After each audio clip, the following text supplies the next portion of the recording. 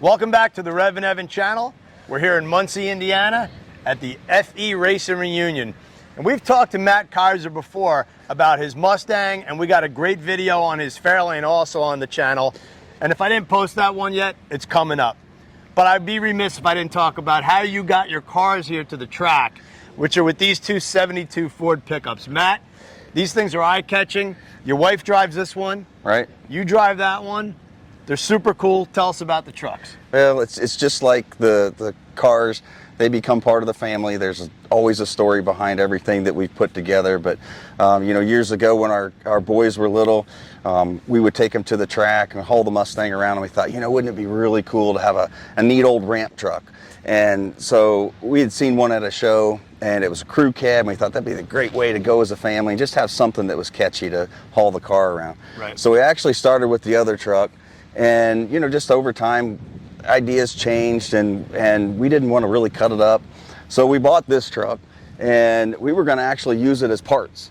And, you know, time went on, and we kind of developed an affection for everything that we have. Right. And so we had been working on the crew cab, named it Leroy because it's Leroy Brown. And then somebody sat around one night and we named this one Elroy, and we started calling them the Brown Brothers. So as soon as we got to that point, then we were locked in, and you know, just over time, kept doing something, a little bit more work to it, and it finally became a old school ramp truck. So what was this truck to start? Come on in here, Charla. She's just as big a part of this as you are. Maybe a bigger part, actually. She's the motivation behind all of this these days. But so yeah, actually it started out as a Class C motorhome. Oh, really? So it's only got 71,000 original miles on it. It's got a lot of cool stuff that, you know, old motorhomes had. It's got a working spotlight, cab lights, and it was actually in really great shape. And that's another reason why we couldn't just part it out. And so, you know, when I bought it, the camper part had already been taken off, and somebody had used it as a work truck. Mm-hmm. And kind of a neat story. My mom and dad bought a commercial property a few years ago, and there was a remnant of an old hydraulic lift. The post was still in the ground. Dad and I figured out that the hydraulic still worked, but the top was gone. And so we had been looking for one just to kind of get that going. A friend of mine called me one day and was at an auction and said, "Keiser, you need to come up here and take a look. I think I found you a lift top." Turns out there were two of them. Oh, wow. So we got one to get mom and dad's hydraulic lift back together, and the other I said, you know what, that'll make the perfect start of a bed for Elroy. So one year around Christmas time, my son and I were looking for something to do. He wanted to learn how to weld, and I said, well, no better time than we'll take this project on. So over a Christmas break, he and I built that bed, and he welded it all up. And oh, that's super cool. What's under the hood? So original 360. Pretty much everything under here is kind of untouched. And like I said, not a lot of miles on the truck. So engine's nice and tight, runs good. We added headers because it has the typical FE exhaust manifold leaks and whatnot. Right. And it's kind of like the sign of the times as far as vehicle styling, the way the hood mates to the fenders and the front of the truck. It kind of opens up almost like a clamshell, right, so that you're working on the truck a little bit lower. If the hood would open really like up here, you'd have body work all up to here and you'd have to be hunched over. But this kind of gives you a little more room to access things. Old V-belts, and wow, this thing is really cool. Little cooler right here. Yeah, power. For the original power steering cooler. Everything works on the truck. Look at the size of the radiator. That is a giant F350 radiator. So as a motorhome, this would have the super cooling package. Didn't have air conditioning, which was kind of unusual, but you know, for the time, this was a workhorse. The old 360 served its purpose pretty well, and runs phenomenally well. Does a great job. We've pulled the 68 with it, and it's just, like I said, it's a cool nostalgic touch. So C6. C6 automatic. Yep. And it's, you know, being an F350, the heavy duty front axle, and obviously rear dually, you know, the dually style rear. But usually in this day and age, when you see somebody do something with one of the F350s, it's jacked up. Right. It's kind of neat to see one down low. And I like that you kept the steel wheel on it. And we all know it's a Ford Ranger. So that's a trim level, right? So yep. And you know, one of these days we'll probably get fresh emblems for the side, but it would have said camper special here. I was just going to ask you if it was a camper special, which came with these mirrors, right? Yeah, these are the West Coast mirrors. Really cool because these have kind of become pretty well sought after, and we just went through and did all the restoration on the mirrors. And check this out, Kalen. It says Ford right there. So like a lot of these would be aftermarket style. Right. If you had the normal mirror here and you converted it for towing, and a lot of people put these type of mirrors on for towing back in the day, but this is actually from Ford.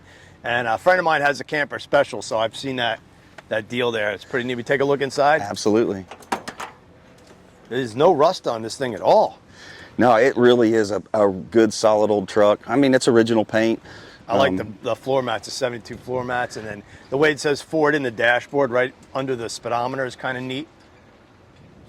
We got that Ranger on the other side. Wow. We feel like we'll just keep doing a little bit to it over time and add a few touches to it. And so you added this box here? Yep, we did the toolboxes. Toolbox, and then obviously these are what you're talking about from the lift. Yeah, this was the top from an old Globe hydraulic service station lift. Way, way heavy duty. But in my mind, it just fit the image of what a 60s, 70s, you know, drag race ramp truck, wedge bed ramp truck should look like. And that's kind of one of the reasons why we didn't do a lot of body work back here, because, you know, grassroots racing back in the day, these guys were throwing these trucks together. They were just the tow rig, right? Right. And putting all the time and effort into the race car, and this was just really a workhorse. Today's tow rigs are all about comfort and you're living at the track. Back then, like you said, it was, and people drove stuff like this across country. Absolutely. You know, like getting 6 miles to the gallon and you just stopped every 100 miles and filled up, right? Yeah, and we were just standing around a little while ago. Kind of, Dad was reminiscing about the days when he was young and they'd spend weekends at the U.S. Nationals. And he said, you know, everybody rolled in their rigs that looked just like this, and they'd have an extra engine sitting on the side of the frame, and guys would be pulling them out, changing them during the weekend. So Charlotte drives this thing, right? Oh yeah, absolutely. You must get some looks going down the road. I do. It's fun. It's fun to see people pull up next to you and they're looking at the car, they're looking at the truck, and then they're like, oh my goodness, we weren't expecting to see a woman in there. Right, and you got, you know, the 68 up on there, old school style. So this is Elroy. Yeah. Let's talk about Leroy, because this thing is a beast. Yeah, Tell me about this thing. This is where it started. And like I said, it actually, the original intent was to do a ramp truck with this because we had seen one. I was going to try to do it really, really nice, restored, build a really nice bed with all the sheet metal skirting and all that stuff, but this was an eBay purchase. I bought this out of South Dakota on eBay, sight unseen, had the thing hauled back to Indiana. Of course, this was back in 2012. And I'll never forget the day that I went to get this truck. I met a guy at the interstate at the truck stop. The truck would barely run. But I nursed it back to the house, and I pulled in the driveway, and she looked at me and said, "What have you done? What is that?" And it was awful. And but it didn't look anything like no, this. No, right? it was 100% original. Of course, it started out as a two-wheel drive truck, had hubcaps on it. Clearly, it had been like an old ranch truck. It was just filthy, filthy dirty.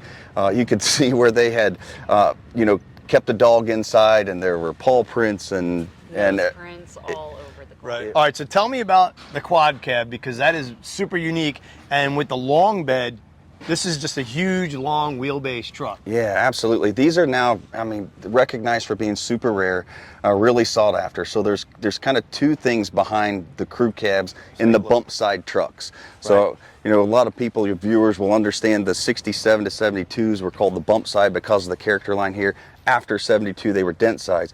But the story behind the crew cabs is they were built two different ways.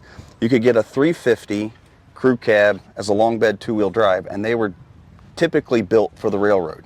Okay. The other option was to get a F350 in a four-wheel drive crew cab, but you can only get that as a short bed and a 250, and those are built for the forestry service typically. Now, obviously anybody could buy them, but that's how Ford did it. The cabs, as far as I understand, were all built in Canada, and this one still has the sticker on the door jamb.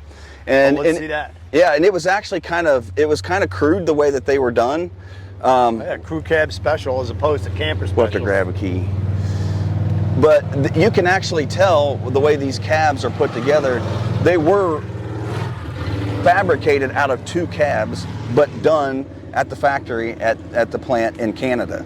So, you know, we've had, you know, this being a Western truck, the interior was just baked completely out of it. So over time, you know, we've done upholstery and things like that, but I've had this cab completely apart because, you know, we'll talk in a minute about the powertrain, but once we got to that point, we wanted to make the, you know, add some creature comforts, make it a little more drivable and friendly. So I've had this cab completely apart.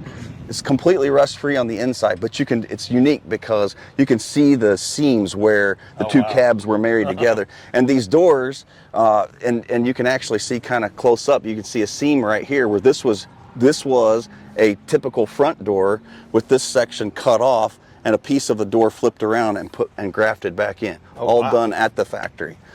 So kind of a neat story. They didn't have a special door for that. No. They didn't, like you said, they didn't make a ton of these things. And how long is this truck overall? About 20 feet. Okay. 20 feet overall.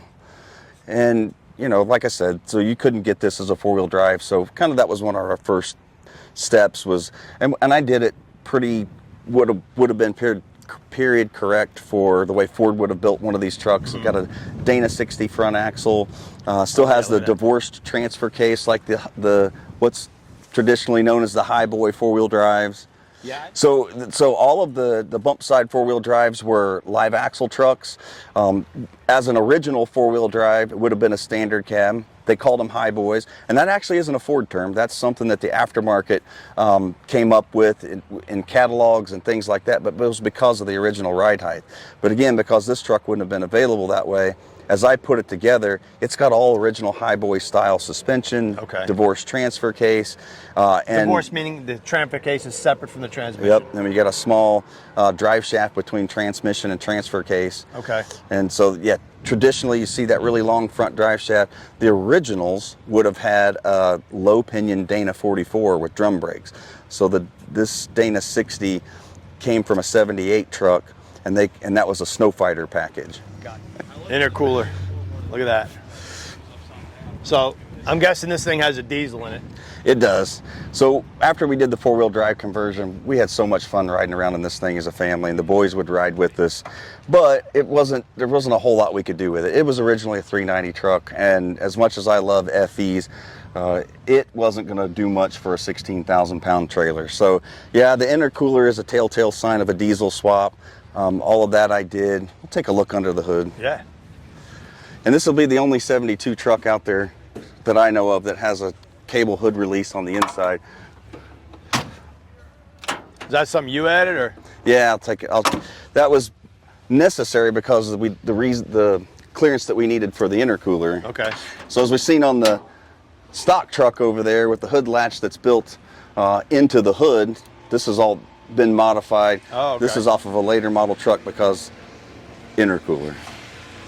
So this is a Cummins 6BT, pretty stock, typically would be found in a Dodge truck.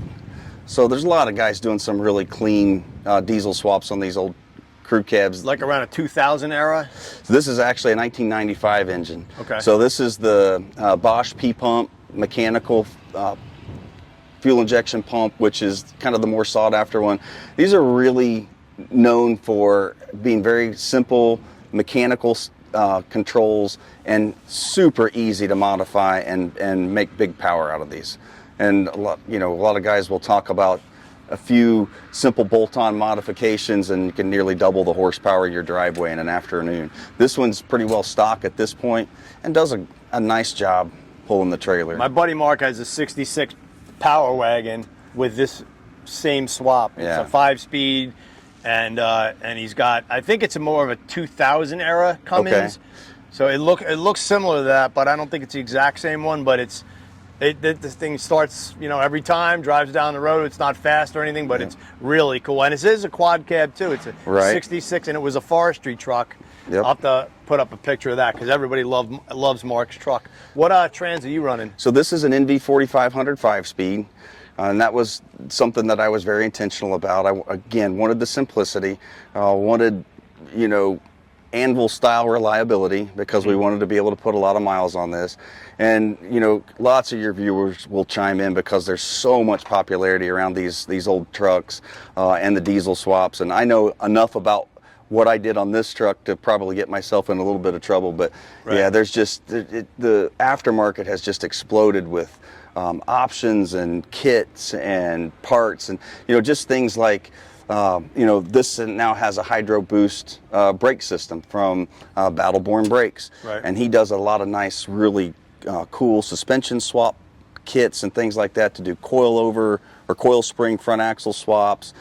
This truck has 2017 to 2022 Super Duty rear leaf springs, which was kind of based on one of the kits that he sells. And you know, from there to make it a tow rig, not a lot of options to do, you know, gooseneck hitches. So take a look inside. How's it like to drive? This truck actually drives nice and clean. as nice as my 2018 Super Duty. So I spent a lot of time trying to make sure that it drove comfortably, drove straight to pull the trailer. So it has a custom built steering gearbox. The ratio's been changed.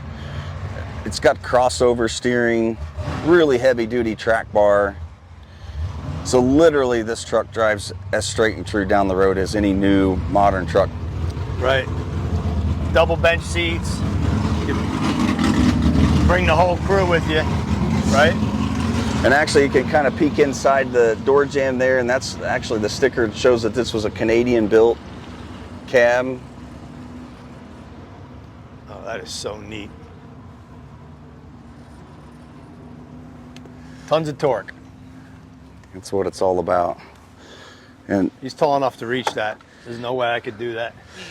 now this is where a crew cab, by definition, that's what it is, but certainly not anything like the modern trucks with lots of leg room. So it's great for the kids, but I wouldn't ride back there for long. And it's now I probably could fit better than you, especially if I was driving, there'd be more room. Well, and there's a lot of subtle things about this truck that I've done. So as tall as I am, even driving was cramped up, so I've moved this seat back 4 inches. So I can bring the seat back, and I'm super comfortable. What are you like 7'2"? I'm still growing. That's cool. And obviously you added a fifth wheel or a gooseneck style deal there. Yeah, custom built my own gooseneck hitch. Custom built my own helper airbag setup. Dual fuel tanks? Still work, yep. So you got to fill here, and you got to fill here. Right.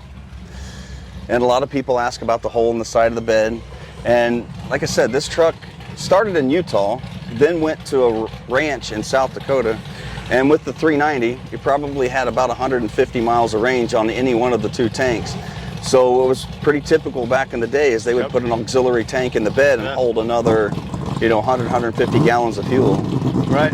So that's the remnant of that. And what was this here for a mount for the top for the camper? So it actually, at some point in time, this truck actually had a slide-in truck camper. Okay. You can actually still see on the roof of the truck. Because that's what these were usually for. Yeah, to tie that down, and you can see where that kind of set over the top of the cab.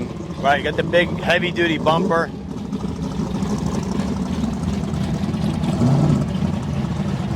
There's so many accessories for these trucks, like you said, aftermarket, but I love that you've kept some of the stock. Like, even though it's a little rusty, like, it just gives it that look. Right. Oh, that's awesome. Well, this is too cool. I think we're about ready to get back to racing. Once again, the Keisers, Matt and Charla are always so kind to show us their stuff. And now, how are you going to top this next year? We've always got something in the works, Evan. You never know what we'll bring out next year.